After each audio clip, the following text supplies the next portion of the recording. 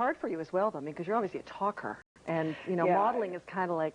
People hired me. Generally, the girls in the room were always a lot prettier, but they hired me because I had personality and I was always going to be a lot of fun. And, I mean, I wouldn't matter what I put on, I could make it work, you know. So it was great at the time. And then over the course of modeling, I sort of realized that I wanted to be an actress, but I was frightened because I sort of thought it was very narcissistic. And my family were all Irish, so they're inherently entertainers. But as far as an occupation, I was really scared to do it. And then one day I made the jump. I left Australia. I'd saved my money and I came to drama school and worked very hard. And here I am 5 years later with a series. And, you know, I thank God. I can't imagine. I'm very fortunate. So. But what time period did the anorexia and bulimia fit in? Was that during the modeling? Probably it was during the modeling, towards the end of it. I was pretty unhappy. And I wasn't really being true to what I wanted to do. My parents' divorce, which had been difficult for me at a young age, I'd suppressed it, and it came out. It came out during that period, and me not really enjoying what I was doing anymore, and not very happy. So that's what happened. That so was it wasn't even really the pressure then to be a top model. No. The pressure of you got to be thinner. No, because I imagine you had 110 pounds at what? You're 5'10". I was very thin. No, it wasn't so much the pressure of that, because I was always in great shape and always worked well. I think anorexia and bulimia are diseases of the mind, and I was very just sad about my mum and dad's divorce and never really dealt with it. So that was a reaction, and I can't really remember when it stopped. Went to treatment, and I was very open about it, you know, and talked about it, and I think that's kind of what stopped it. And I also talked to my mum and dad about, communicated with them, and but modelling wasn't really the cause of it. It certainly didn't help, because there was pressure to look great all the time. But you know, there's a lot of girls. I think like 8 out of 10 women have such a disorder, and they should not be ashamed of it. They should talk. They should talk to people about it, and they wouldn't be surprised how many of their friends have the same disorder. Yeah. And you know, here I am 5 years later, very happy. Now, when you got to Hollywood, you wanted to go into film.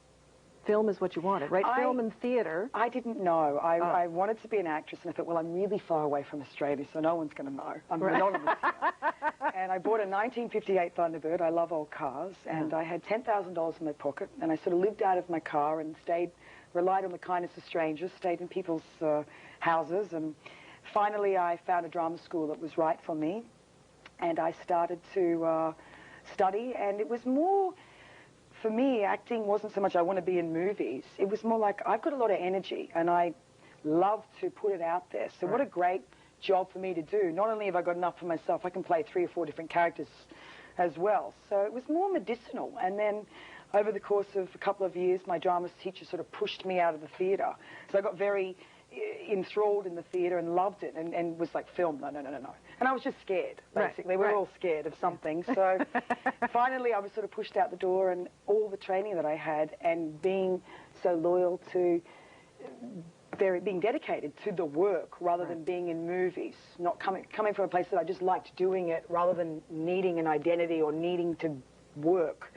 I did very well. So my first auditions were great. People respond well to training. You know, they see the work. It doesn't matter how pretty you are. If you don't know what you're doing, then you're just another number. So. But the way the story goes, it was the meeting of you, knowing that you were Nikita, and then everybody else got hired after that.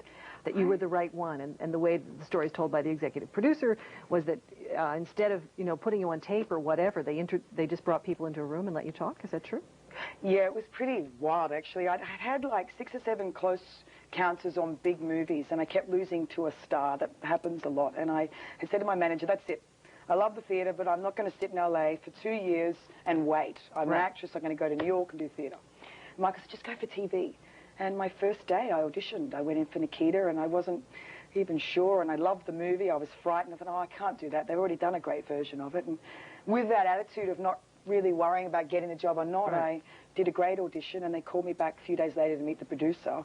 And I said, I really loved the opportunity, but I don't know that I'm ready for that kind of commitment. I'm very green. I don't even know what continuity is. I don't know. Right. And so 6 or 7 weeks later, it kept going on. They kept calling, and I went, okay. And then I discussed with the producer that I don't know that I would let my children watch a woman who was a convicted police officer killer and a drug addict on television. What if she's just a victim of circumstance? We can all relate to that. Someone who is judged by the way she looks because of the street thing rather than who she is. And he agreed, and we came up with a plan and sort of convinced a whole lot of people. And it wasn't just me, it was a group of us. And that's how it happened, and here we are.